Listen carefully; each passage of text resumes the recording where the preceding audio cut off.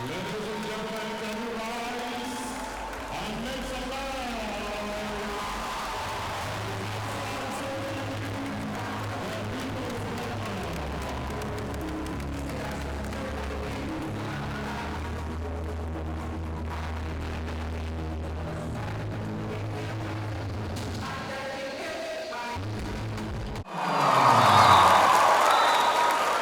The national anthem of the Federal Republic of Nigeria. At the count of 3.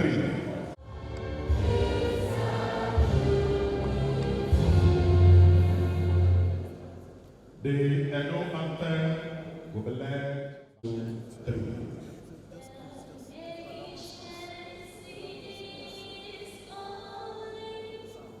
I'm coming.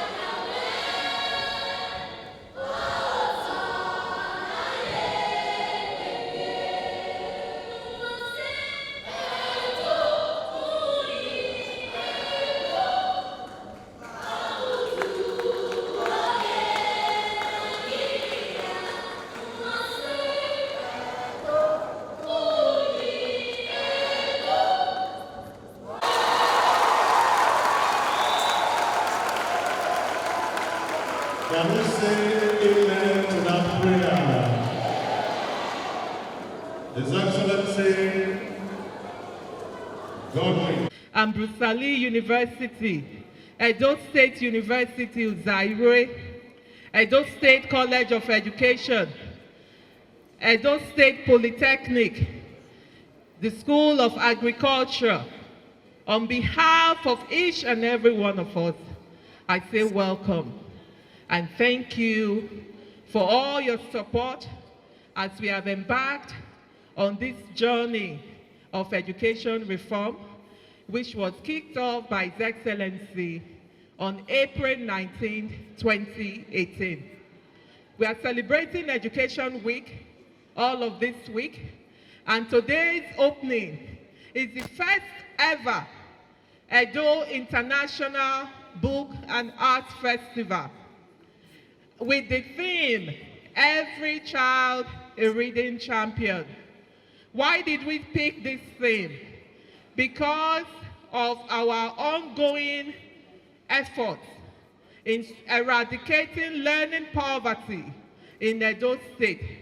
We have been given a mandate by His Excellency that by the time the Edo child is finishing primary 1, they should be able to read and write. And I'm happy to say, Your Excellency, that we are meeting this target that you have set for us, and you all will learn more about this at tomorrow's plenary section, where His Excellency will be launching the Edo State Learning Agenda. We have a lot of programs, activities to cover today, and I will just quickly run through my talk so that we can experience all that has been planned for you today. Why are we focusing on reading? We are because reading is a gateway for learning. Reading improves civic participation. Reading strengthens socio-emotional skills. Reading also improves health outcomes. We know that reading brings long-term economic benefit. Before you came in, Your Excellency, we were being wowed and thrilled by debates between our primary schools and then our secondary schools. I hope the secondary school students can come up here and complete their debate. I have learned a few things from our learners this morning. As is often said, the headmaster was once a pupil. So Your Excellency and all our distinguished guests, following the tradition that has been established this morning by our debaters, I want to end my welcome remarks by saying that with these few points of mine, I hope I've been able to convince you and not to convince you that Education Week 2023 is on and popping. Thank you. The land of glory. The ancient city is calling. Oh, arise, sons and daughters of the land, because they're right now praising. The heartbeat of a nation, the land of warriors from the past and even the future generation, the land of pride, the land of beauty, the land of great heroes and people who knows duty, the land of fortune and richness, with couches and glorious beams of historical fullness and timeliness, peace, creativity, customs, and greatness. The king of the city is marching. Let the stars of this glorious city be now rising. The heart of a nation is beating. Doom, doom, doom. Can you hear this melody? melody. From the shackles of slavery, we broke free.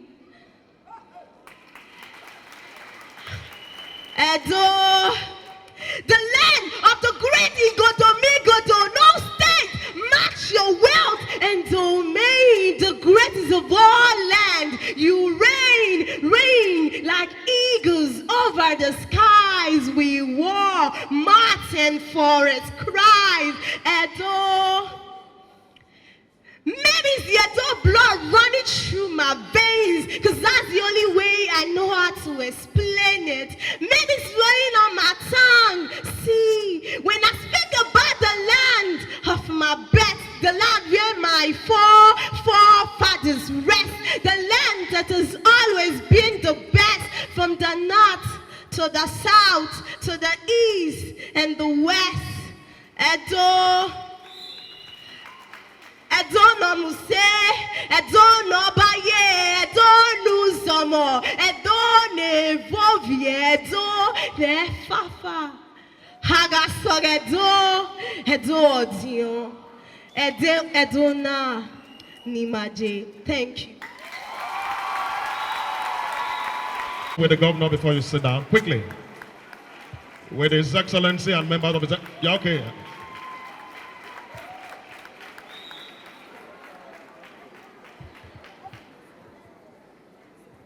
On the man.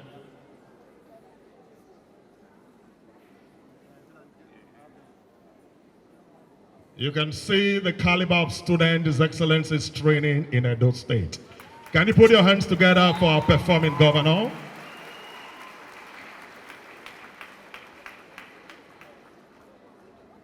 His Excellency believes of Edo State, the Honorable Commissioner of Education for Edo State.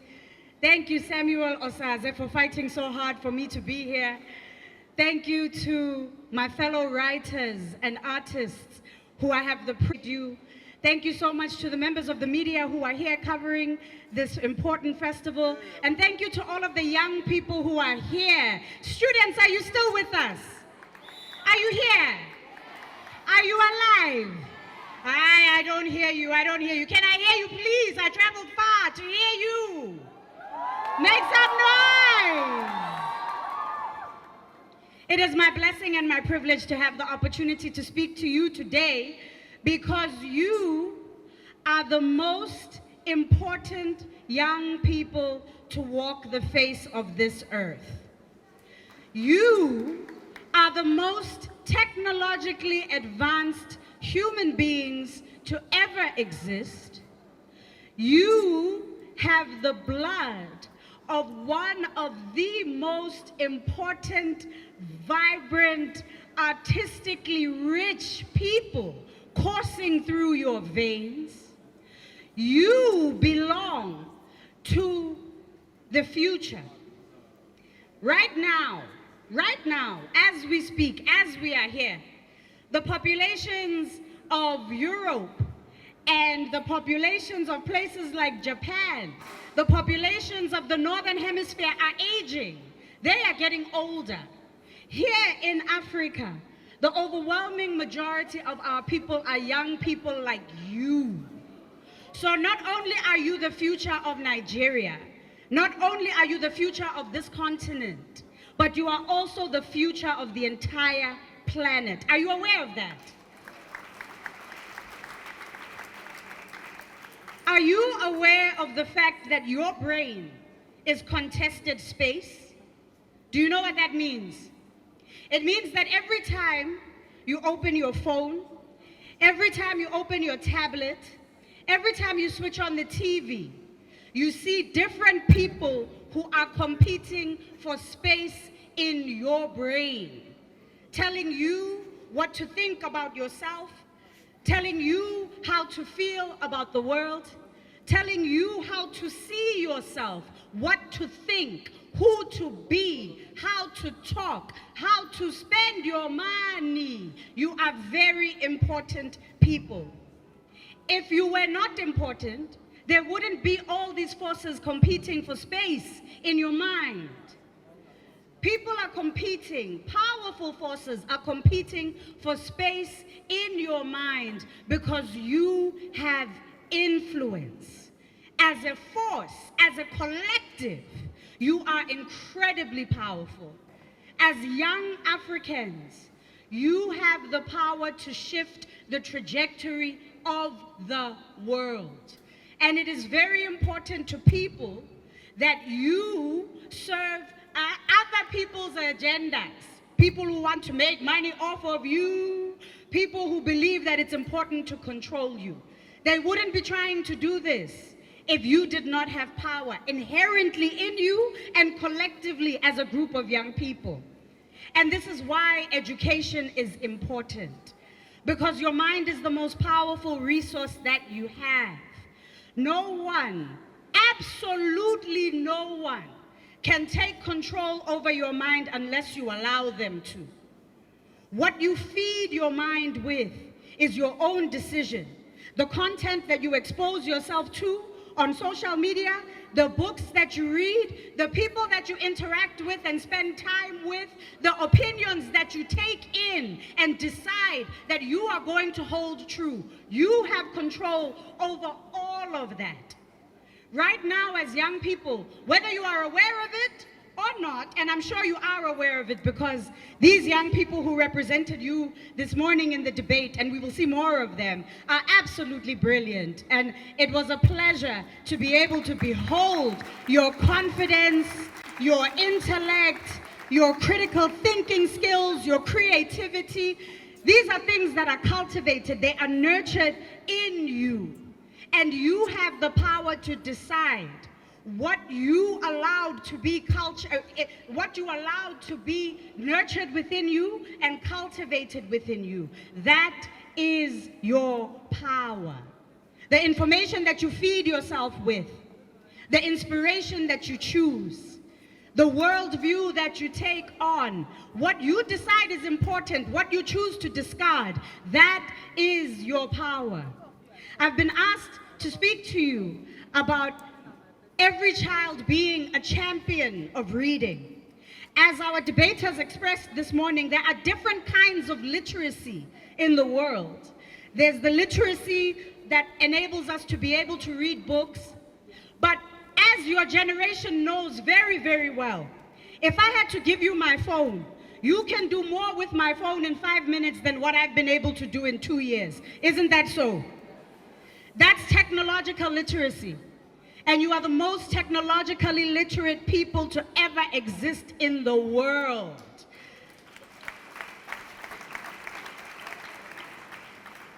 Technology, the technological space is also contested space. Being literate in the technological and digital space means that, thank you so much, Program Director, I see you. I'll finish just these few words of motivation, and then I will close with the poem, I promise. I'm aware of the time constraints. Thank you very much. Being literate in the technological space also means being fully aware of what is true and what is not. Who is lying to you? Who is manipulating you? Who is scamming you? Who is telling you truths that are not truths, that are actually lies? You are better at being able to decipher between the truth of information and its falsehood than anyone else.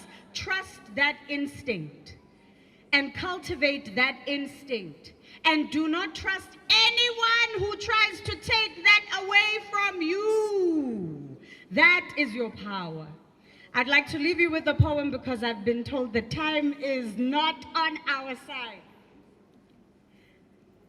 Every child, my child, is wrapped in a ribbon of rhythm. Every child, my child, is wrapped in a ribbon of rhythm. Every child, my child, is wrapped in a ribbon of rhythm, wrapped in a ribbon of rhythm, wrapped in a ribbon of rhythm. Every child, my child, is wrapped in a ribbon of rhythm.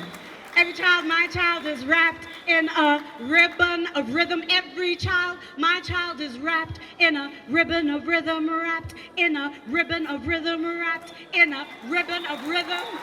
Every child, my child, honors this life we've been given. Our future hangs on the present's legacies.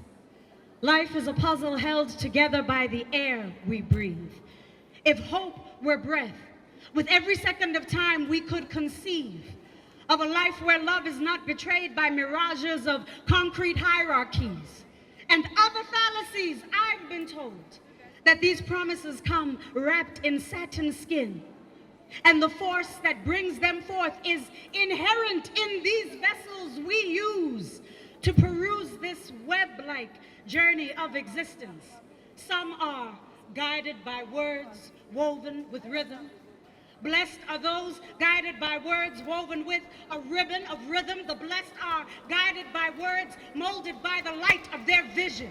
Woven with a ribbon of rhythm, their souls dance through transitions.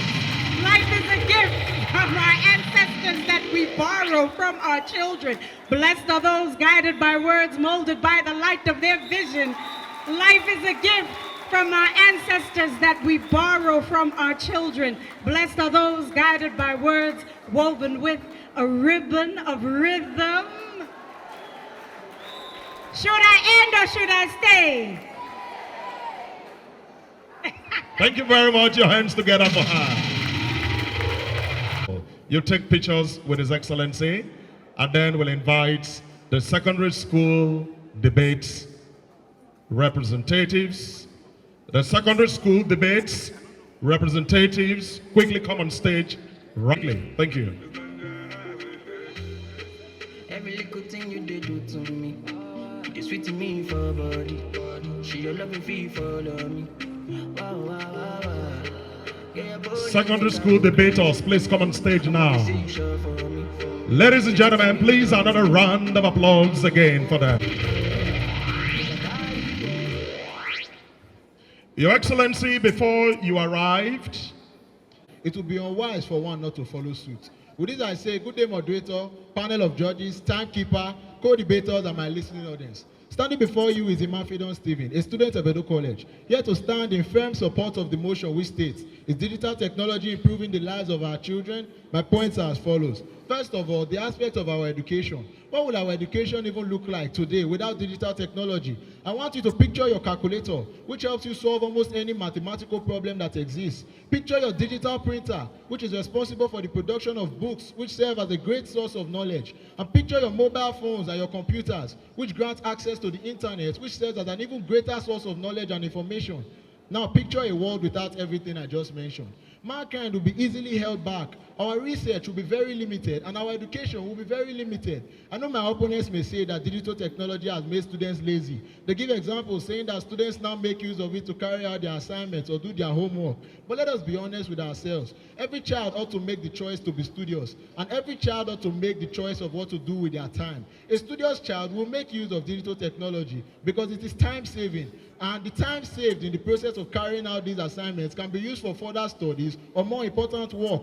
Also, digital technology has brought about convenience. This simply means that it has made our lives easier and more comfortable. Everybody appreciates digital technology for this, except for my opponents. After all, who wants to live a life of stress? It has even been proven that human beings think better, work better, and carry out their daily activities better in the absence of stress. Therefore, digital technology must be appreciated as it is the undisputed #1 reliever of stress in our world today. And I'll tell you this, a study conducted in the pediatrics department of the University of California showed that children born in the last decade, which was the period of the highest rate of technological advancement, assimilated knowledge 10% quicker than those born in the previous decade and 30% quicker than those born in the 90s. This is because of the presence of new learning methods and new learning facilities brought about by digital technology. So you see that no matter what, the advantages of digital technology will always outweigh the disadvantages. Therefore, we must not be hypocritical by criticizing something that we all benefit from, but we must appreciate digital technology and watch it get better and better. I know my opponents will say that digital technology has corrupted the moral values of our children and makes them indulge in cybercrime and pornography. But let us be honest with ourselves once again. Digital technology is simply a tool, and the use of any tool depends entirely on the intention of the user. What I'm simply trying to say is that children must be guided in the use of digital technology, and we must stop pointing fingers at something that is simply a tool. In conclusion, let us be reminded that technology is the practical application of scientific knowledge. So anyone who opposes the concept of technology opposes the use of our acquired knowledge, and that doesn't make any sense. With these points of mine, I am convinced that you are convinced that digital technology has indeed improved the lives of our children. Thank you.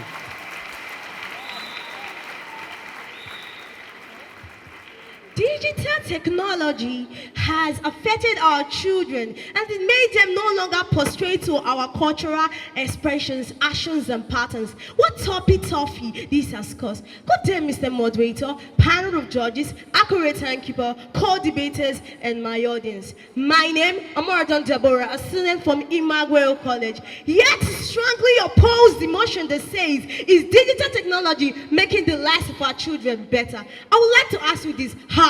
Digital technology has made our children confused, corrupted, and it has placed them in total disarray. My points are: 1, digital technology has made our children lazy. In other words, it has destroyed the term hard work pays in the lives of the children of these days.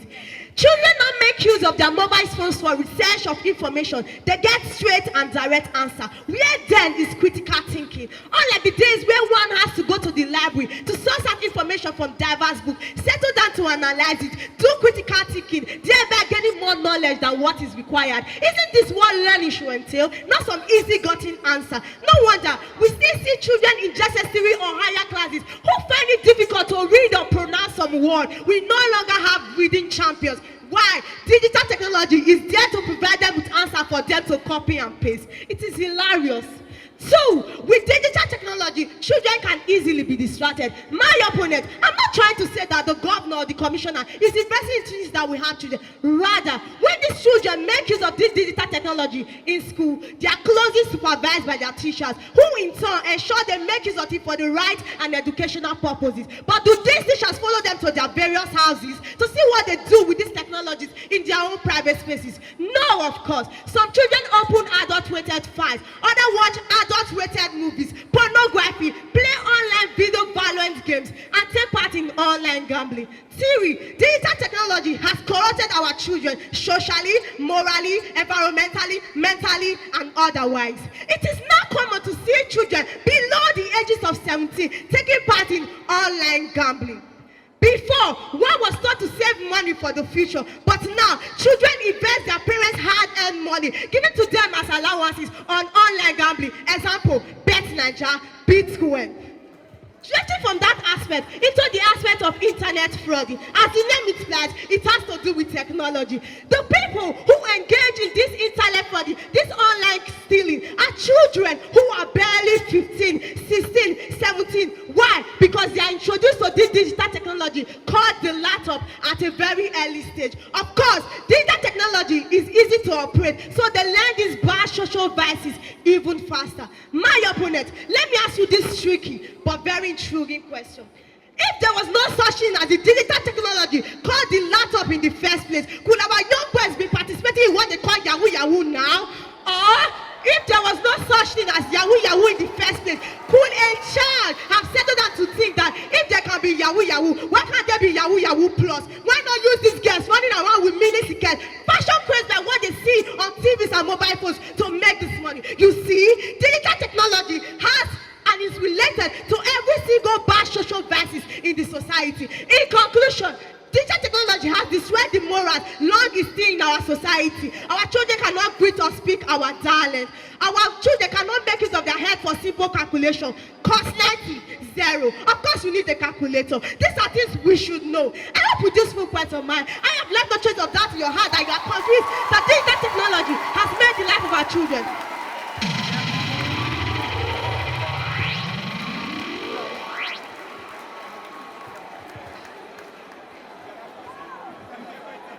Standing on the already existing protocols, I am Ignorica Beatrice by name, a student of Media College Senior. I am here to answer the question, is digital technology making children's life better? My answer is yes, and my points are as follows. In the aspects of education, firstly, digital technology provides ease of access to information. One of the most recognizable benefits of digital technology in the field of education is that it provides ease of access to information for everyone. It also provides updated information which can efficiently benefit both teacher and student. Secondly, digital technology makes learning easier.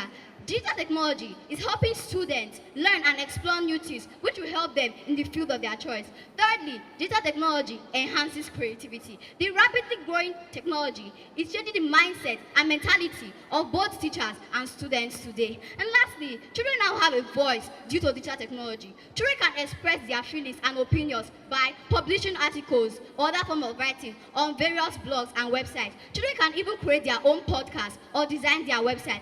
Furthermore, children these days go online to search for recipes that even their mother have no idea of. Do you know how to cook pineapple rice? This simultaneously helps them to discover and appreciate the culture of other people. Moreover, technology provides present different activities children may engage in. Now, for those who live in the city and far away from the zoo, seeing a giraffe up close may be impossible. What about that newly discovered animal in the Pacific Ocean? But with digital technology, children can access multimedia presentations of different types of animals and see various places around the world. Technology exposes children to things they can't see every day. Children then begin to understand that life is more than just the four walls of their houses or their classroom. Parents may say that the problems of digital technology will definitely have a negative impact on children. Problems like lack of socialization skills, lack of attention in school, and the likes. But I want to tell you that to every problem, there is a solution. And problems like this: one, managing children's screen time. That won't tell me that it won't be the irresponsibility of parents who let children to stay on their phone 24/7. Take my parents as an example. You can't be on your phone for 4 hours. You have to take your book, pick it up, and read, and also do other house chores. Secondly, managing your kids' screen time, and also checking type of website they visit. Going through your kids' phone is an essentiality for parents to do these days. And for parents who are at work and come home late, apps like Family Safe got you covered.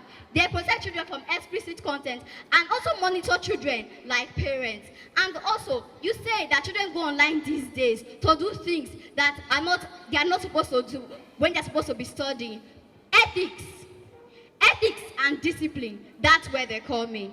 Now, there are many irresponsible parents out there. Parents are meant to teach their children. Even the Bible says, train up your child in the way he should go, and when he is old, he will not depart from it. Now, a child can't wake up one morning and say he wants to start watching pornography. He will know where his discipline came from. A well-trained child won't wake up one morning and start watching pornography. So I disagree with what my opponent just said. And in conclusion, we live in an age of innovation where digital technology is providing answers and solutions to problems even before we realize we needed them. Now, if you say that digital technology poses problem, then tell me, why will our Honorable Commissioner of Education and His Excellency, Governor Godwin Nogegase Obaseki, invest in something that is harmful to children? I leave this question for you to answer. Thank you.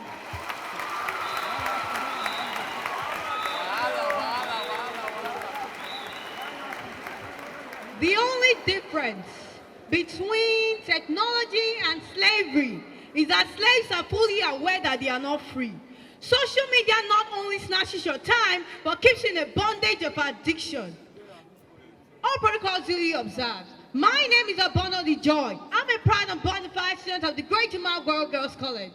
I stand here to say no to the question, is digital technology making the lives of children better?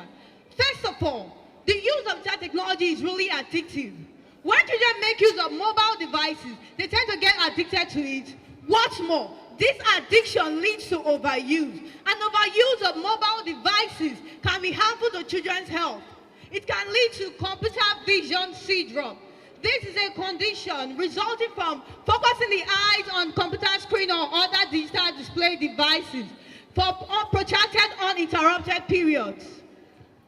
It also leads to obesity, coronary heart disease, and so many more. Y'all should be sensitized about this.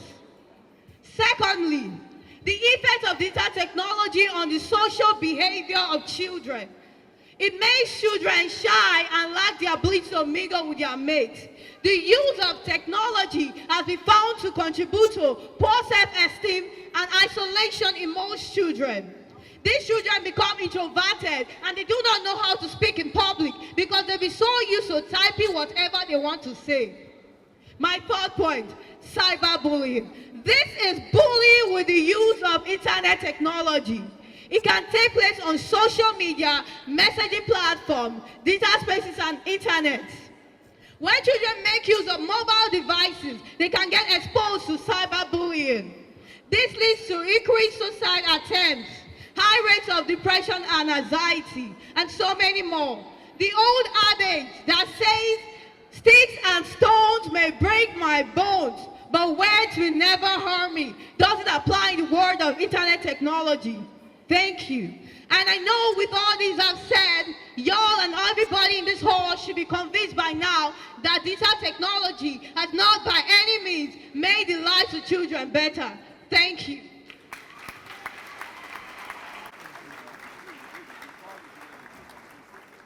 And with that, ladies and gentlemen, we are the people's governor, the technocrat in power, the man that has changed the face of education in Edo State, the one that has made education paramount, the one that has said that no child must be the best, nothing but the best. On the man, ladies and gentlemen, can the applause leave me upstanding? Can you rise and give a standing ovation? Can you make some noise?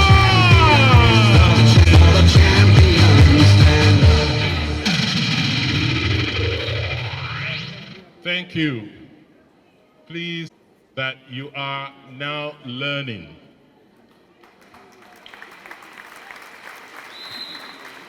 Starting with those of us in government, the Secretary to the Government of Edo State, other commissioners who are here,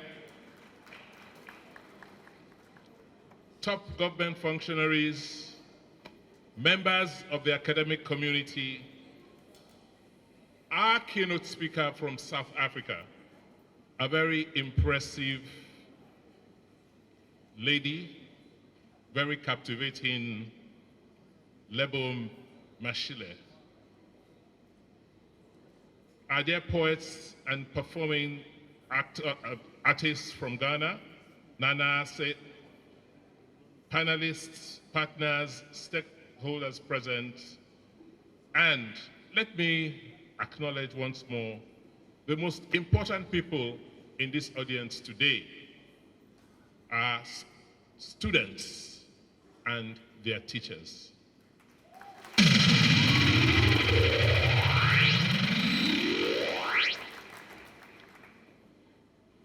I once again welcome all of you, especially the dignitaries, our friends who are visiting us from institutions like the World Bank, the Bill and Melinda Gates Foundation, and other international organizations to this edition of the Edo Education Week. The Edo Education Week, as you know, is 1 week in which we put together a series of events to underscore our focus in transforming public education and to portray the successes of education reforms in Edo State. I must let you know that we've been very fortunate in Edo because in the last 6 years, under the leadership of a very visionary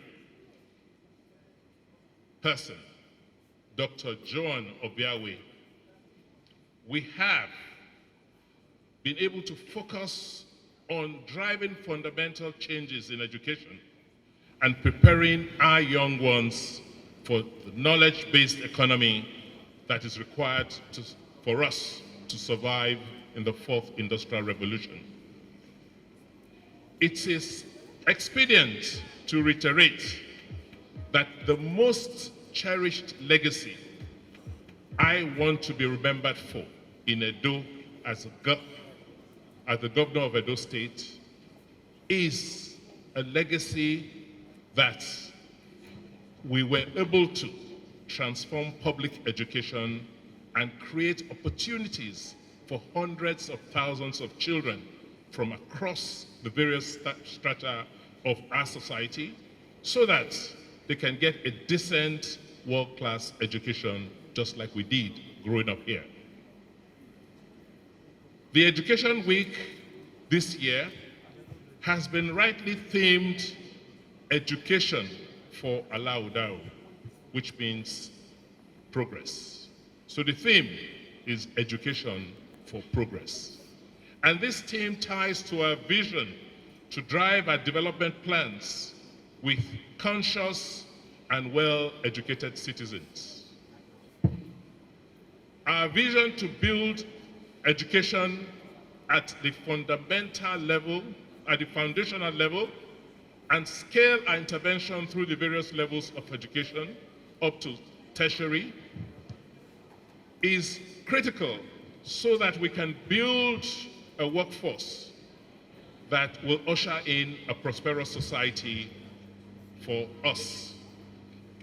The future we see is a state that in the next decade does not rely on oil resources alone from the federal government to run our economy.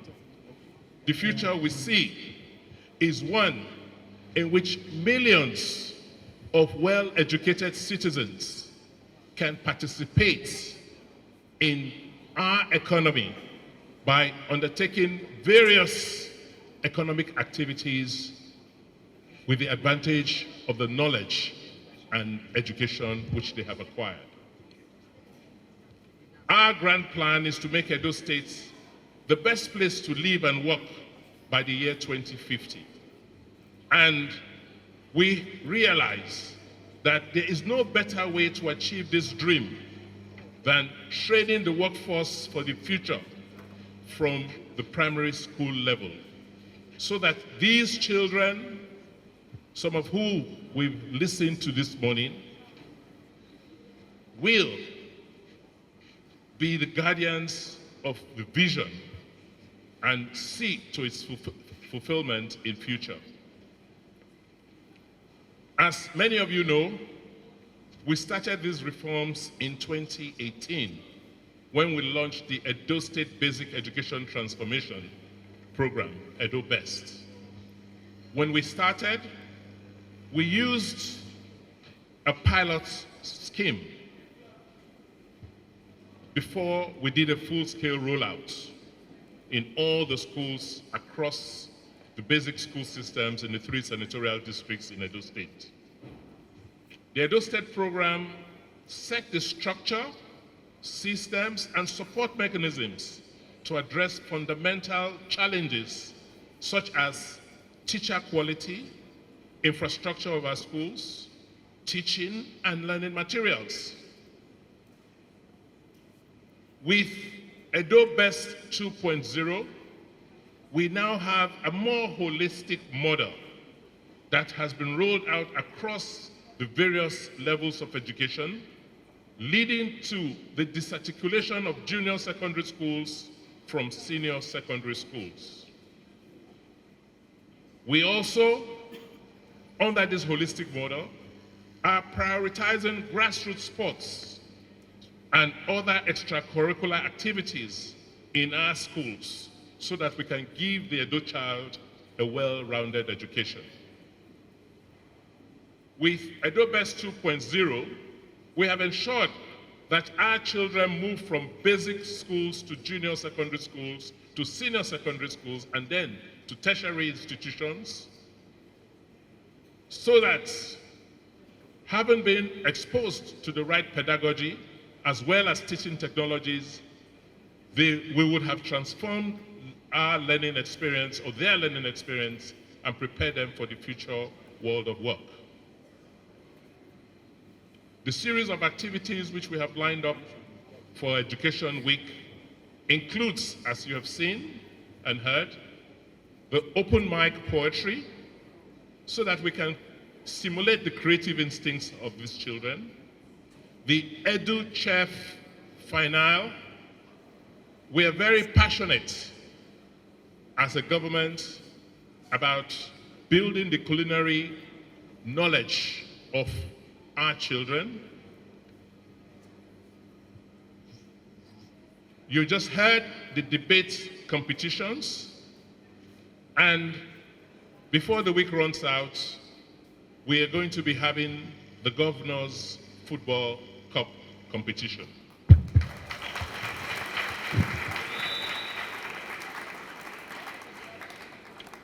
I am very glad to see in the audience some of our very best in the world of arts, in the world of technology and management, sitting with you. I'm so happy that many of you have accepted to be part of panels that have been organized so that you give the benefit of your knowledge and global experiences to these children. I want to appreciate our partners on this project, the World Bank. Last week, I was in Washington, D.C. as part of a global panel on the issues of funding education globally.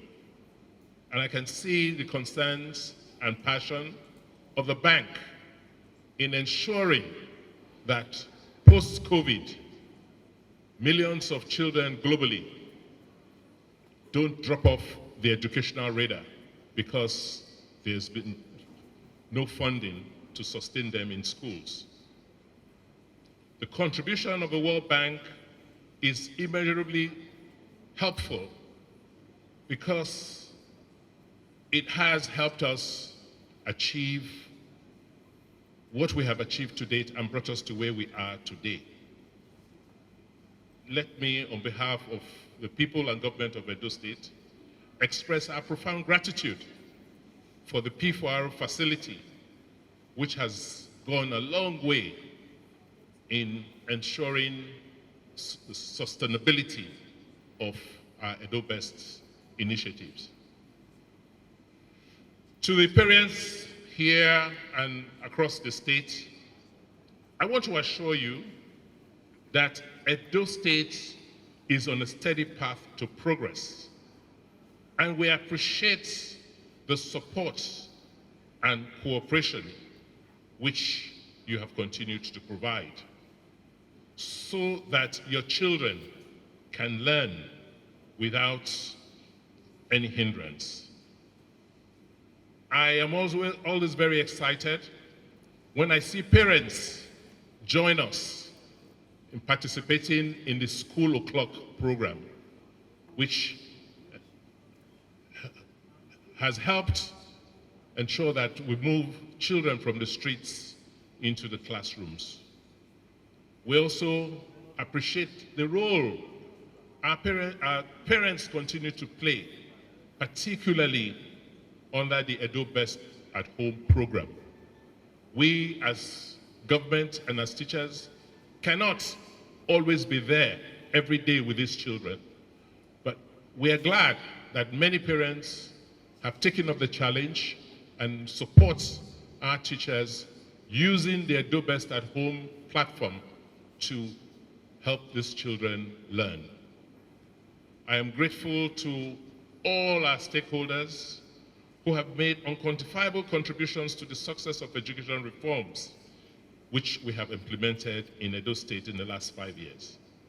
And I also count on your continued support for these reforms, because, as many of you have expressed, the key challenge that seemingly, I say seemingly, face us today is, can we sustain Edo Best beyond the tenure of Governor Obaseki?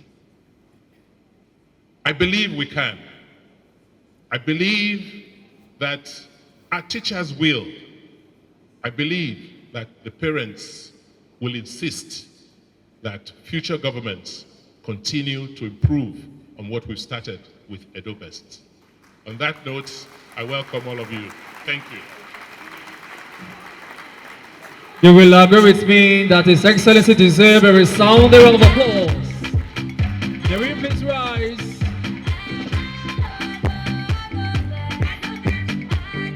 That is His Excellency, Executive Governor of our state.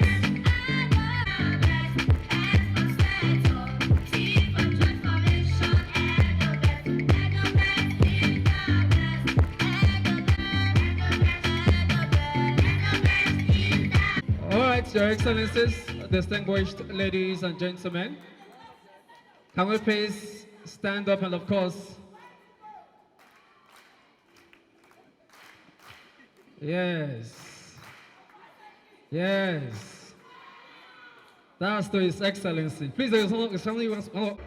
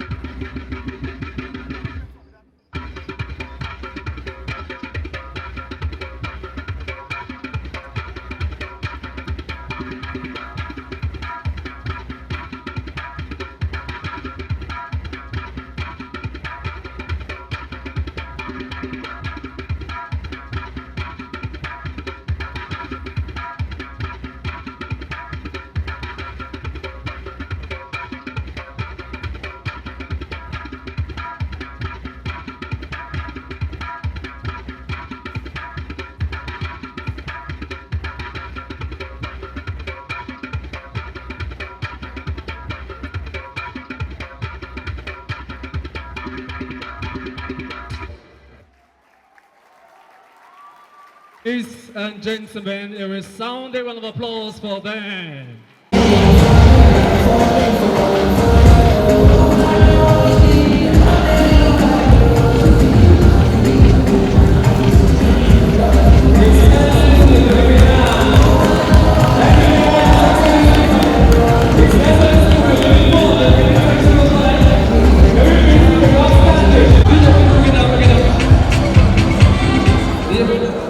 His Excellency will be leaving to the Benin Technical College, where he will be commissioning the